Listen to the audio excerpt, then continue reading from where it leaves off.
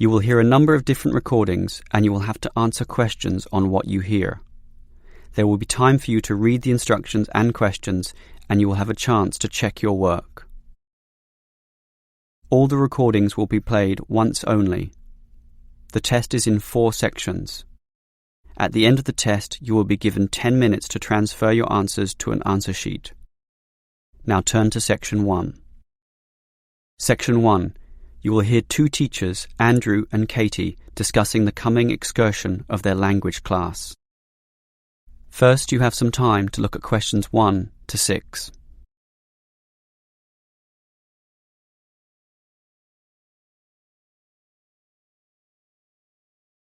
You will see that there is an example that has been done for you. On this occasion only, the conversation relating to this will be played first. Well, we have this school excursion plan, but when exactly is it? Is it this Tuesday or Wednesday? Well, it can't be Tuesday with the English tests taking place. Ah, right, not Tuesday but Wednesday. That's right, all day Wednesday, taking a bus outside the city. The excursion is on Wednesday, so Wednesday has been written in the space. Now we shall begin. You should answer the questions as you listen, because you will not hear the recording a second time. Listen carefully and answer questions 1 to 6. Well, we have this school excursion plan, but when exactly is it? Is it this Tuesday or Wednesday? Well, it can't be Tuesday with the English tests taking place. Ah, right, not Tuesday but Wednesday. That's right, all day Wednesday, taking a bus outside the city. And where are we going? Last month we went to Arthur Island, so this time we're going to the animal park. Arthur Island was okay, but it was too cold. Let's hope the weather for this week's excursion is better. I don't suppose animals care about bad weather, but I certainly do. Have you heard the forecast? Yes, and it's not too bad. Basically, they're saying Monday will be sunny. Good. But then the weather will change. Not so good. Yes, Tuesday we'll have some showers, but by Wednesday, the day of our excursion, it will be, well, their words are cold and cloudy. Cold and cloudy. Well, as long as it isn't wet and rainy, I'm happy enough. We won't need umbrellas, just warm clothing. And what time will we get there? Let's see, the bus picks us up at 8:30 a.m. and then it's an hour and a half on the road, so we arrive at 10 a.m. Sorry, with the 15-minute break, that will actually be 10:15 a.m. That's early enough. Then all our students can see the animals, have their fun, and do whatever they want to do. Well, one fun event planned that day is Birds of Prey. What's that? That's when they bring out several birds of prey, eagles, falcons, kites, those sorts of birds, and throw pieces of meat into the air, and the birds swoop down and eat them. It's quite impressive. Sounds great. Birds of prey. Are there any other activities?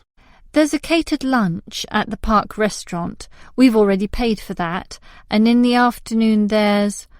Well, I had a choice between the reptile display and the koala handling. In the reptile display, the students can handle live pythons and various other snakes. Surely they'd rather hold koalas. I'm sure, but the koalas can't be handled unless the weather's sunny, and given the forecast, I thought it better to choose the reptile display. That's a shame. These Asian students would love the koala handling. Yes, I know, but we can't control the weather. And then we get back. What time will that be? We leave the park at 4:30, but then we face traffic, so we won't get back until well after 6 p.m. It will most likely be 6:30, but that's better than the last trip. We didn't get home until 8:30 that time. Yes, that was a bit too late, wasn't it? Before you hear the rest of the conversation, you have some time to look at questions 7 to 10.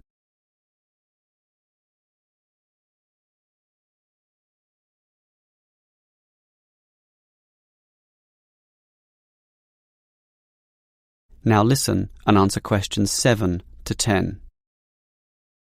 Andrew, I understand you've been doing some research regarding the breakdown by nationality of our student body.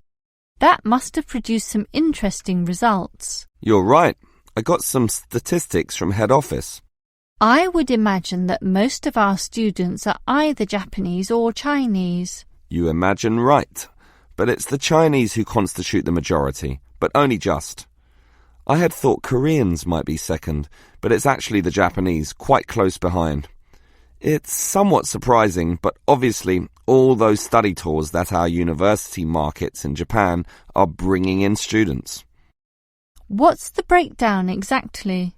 Japanese are a quarter of the whole, which is considerable.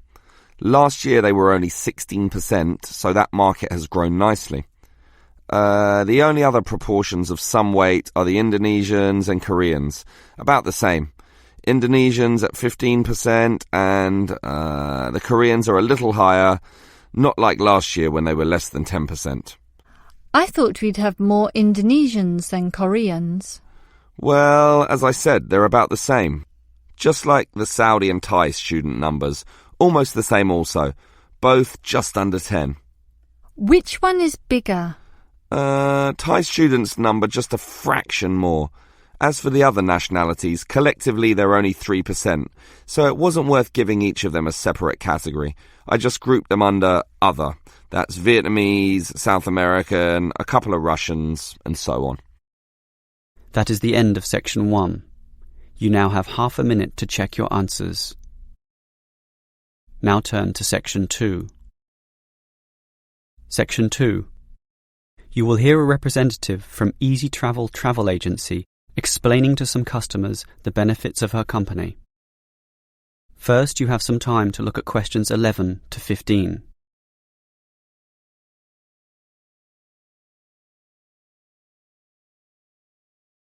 Now listen carefully and answer questions 11 to 15. Hello, everyone. Now, you're here because you're interested in travel, right? And you're in the right place. For at Easy Travel, we have the best deals for the best locations. We specialize in eco-travel, or holidays designed to get you amongst nature, ignoring the hustle and bustle of big cities. So whether you want to hike in Nepal, as many people do, or follow some jungle paths in the rainforests of Queensland, we can give you the best deal. If you look at our office here, you'll see our overseas consultants. That's for trips overseas, obviously, to Europe, to North America, but primarily for the Asian market, which is generally more popular in this part of the world. Most people like that touch of the Orient, right? But they also like the domestic market, since this country offers its fair share of beautiful natural vistas. What about the deserts, anyone? What about some striking red rock gorges? Then talk to our domestic consultants, who can arrange anything you want. But they deal with the accounts in the morning, so you'll need to talk to them in the afternoon. And remember, our office doesn't open at night, sorry to say. Now, around the outskirts and outer regions of this city, there are many beautiful places that you might not be aware of, and the advantages of these regional locations are many. Mostly by being closer, some of them can be done in a day tour. Yes, it's fast and convenient with none of those long-haul bus trips which often leave you cramped and uncomfortable and stuffing heavy suitcases into luggage racks. But I should tell you about our buses, those that are needed for the somewhat more distant holiday destinations. They definitely do not suffer from those problems I just mentioned. We use the services of the famous Sleek Line Company, whose buses are known as the very best. Yes, they are big, yes, they are comfortable, but what makes them especially different is the personal attendant who accompanies the driver, ready and willing to serve you and ensure that your trip is the very best. So whether it's overseas or local, we can certainly give you what you want. Now, do you have any questions? Before you hear the rest of the talk, you have some time to look at questions 16 to 20.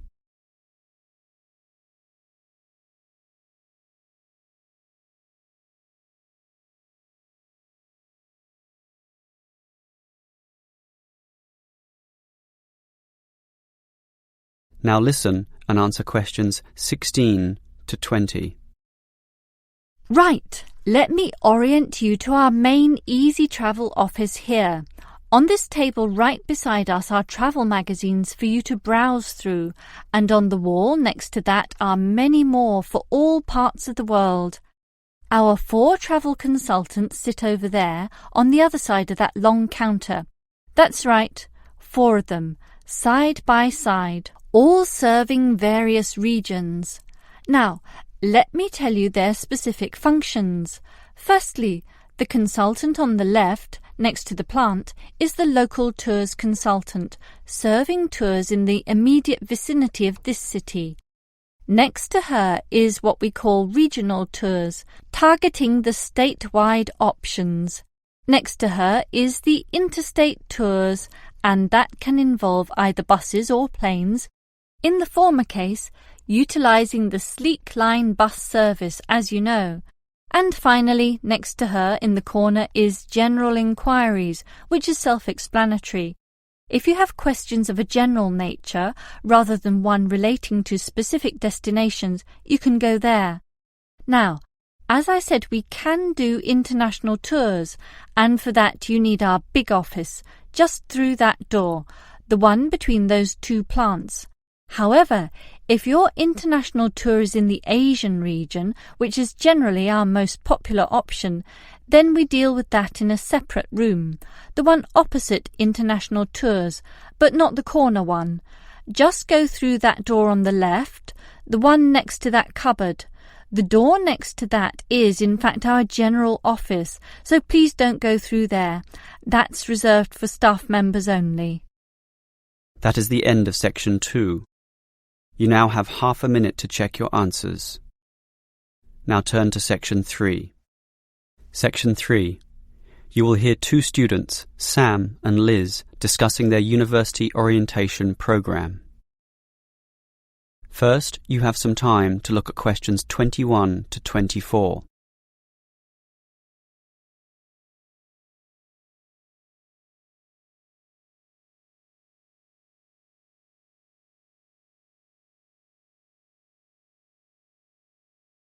Now listen carefully and answer questions 21 to 24. Hi Liz, how do you feel about starting university here? A little bit nervous, but I'm confident I can handle it. This orientation program seems like it will help us a lot. Sure. I'm looking at the timetable here myself. It seems that there are choices available. I can see. So, what are you going to do Monday afternoon? In the morning we all have the opening lecture, but it looks like we have a choice later that day, as you said. Well, the careers lecture might be helpful, but I am interested in the uni tour. It's probably too early to be thinking of careers now anyway, and I want to know what's what at this new university, so I'm doing the tour. All right, I'll come along with you. Might learn something interesting. After all, we haven't seen much of this place yet, and we will be spending 4 years here. Tuesday is another full day too. In the afternoon there's a lecture about study skills, but that morning offers another choice. Library tour or student union induction? What do you think? I think the student union is very important, but we can go there anytime, right? So we should take advantage of the library tour while it's being offered. Maybe the week after, you and I can go to the student union. Library it is then. Now, Wednesday has a free session in the morning, but after lunch there's a choice between visiting the computer lab or attending a lecture on our legal rights. Well, law and rights are important, but computers are the basis of everything these days, so I'm going to the computer lab. Don't you think knowing our legal rights is equally, if not more important? We live in a very litigious and complex society now. Sure, but it's something we can pick up later, so let's leave that one out. OK. Let me see the timetable. Thursday is a free day, and the week winds up with some celebrations on Friday afternoon. It looks like a fun choice too. There's either a barbecue on the main lawn or the dance. I never pass up the chance to eat something. What about you? If I can get a free meal, I'll take it any day, and I'm not good at dancing anyway. Well, that's that decided, right? Right. Before you hear the rest of the conversation, you have some time to look at questions 25 to 30.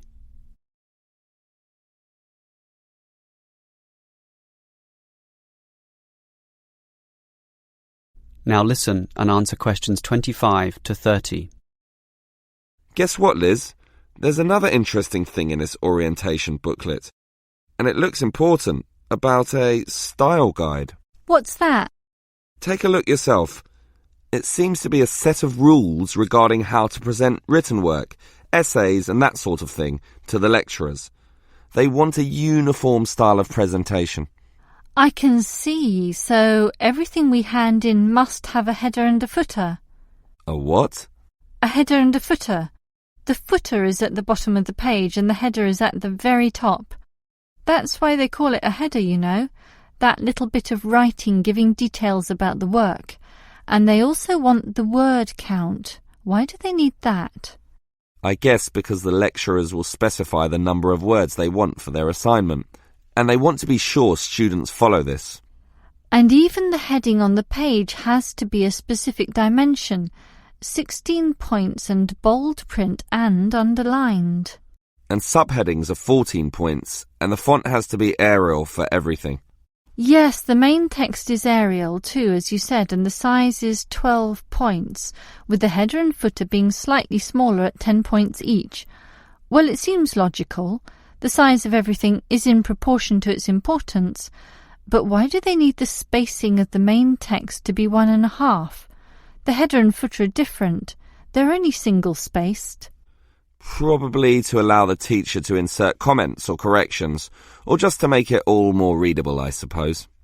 And we need wide margins on the left, right, top and bottom, probably for the same reason. Lots of space to allow the addition of comments. That's a bit scary, actually. It seems to assume we will be making mistakes. And look what they want in the header and footer. The header has the name of the work.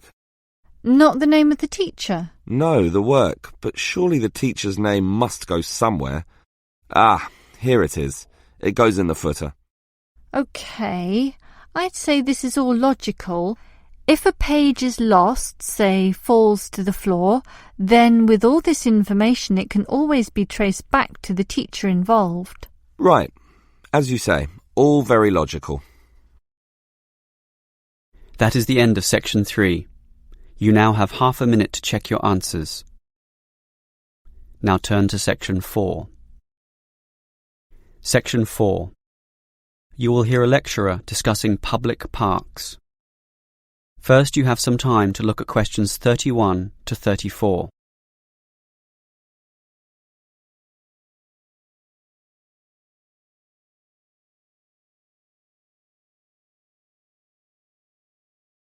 Now listen carefully and answer questions 31 to 34.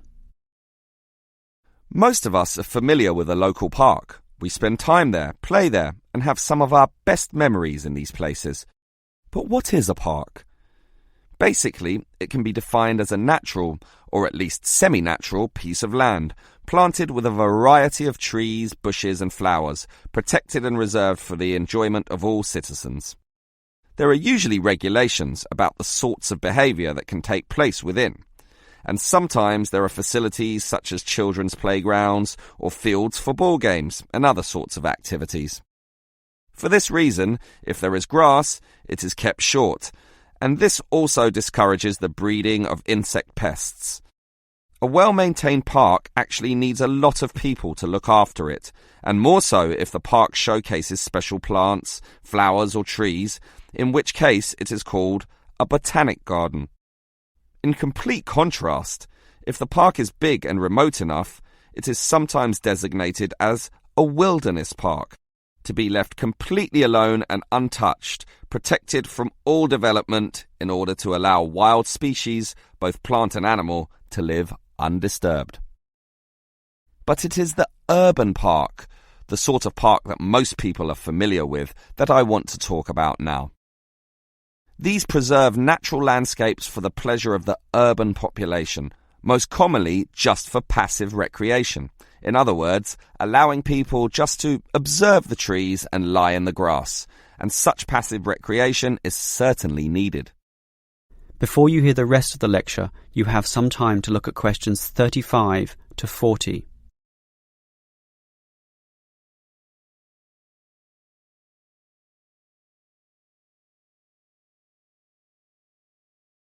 Now listen and answer questions 35 to 40. Continuing on the subject of parks, it might surprise you to know that once there were none. 1,000 years ago, there was no need, since there were already extensive open spaces, forests and wilderness surrounding most cities and towns, for example in Europe. These dark, dank forests were large and even dangerous, full of wild animals and with the potentially fatal result of getting lost. Hence, fairy tales evolved about witches living in these areas and the wolves and bears which could threaten young children.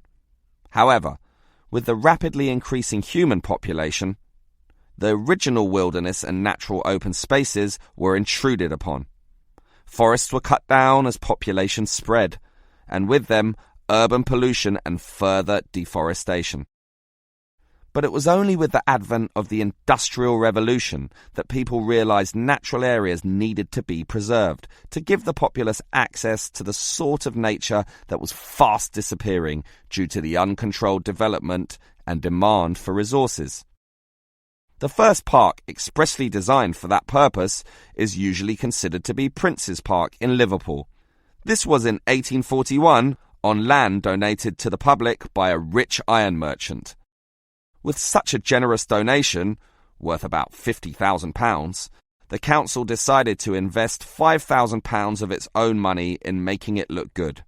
Consequently, they hired a landscape designer, Joseph Paxton, who designed twisting turning pathways among shade-giving trees, all based around a central lake. In many ways, it became the prototype for all later large parks, including the famous Central Park in New York. But if we were to pick the park that most people are familiar with, it would be the much smaller neighborhood park. These can be tiny, but by being in the midst of extensive development and dense populations, they are increasingly seen as a refuge where one can get a glimpse of true nature. Many psychologists now maintain that this glimpse is necessary, for ultimately, as a species, we have an innate affinity for nature, and the concrete urban zoo clashes with our inner being. This has seen the rejuvenation of many urban parks that were once left to decay, for example, in New York or London, and indeed some cities such as Melbourne are known all over the world for their abundance of carefully maintained parks, including a world-famous botanic garden. That is the end of section 4. You now have half a minute to check your answers. That is the end of the listening test. In the IELTS test, you would now have 10 minutes to transfer your answers to the answer sheet.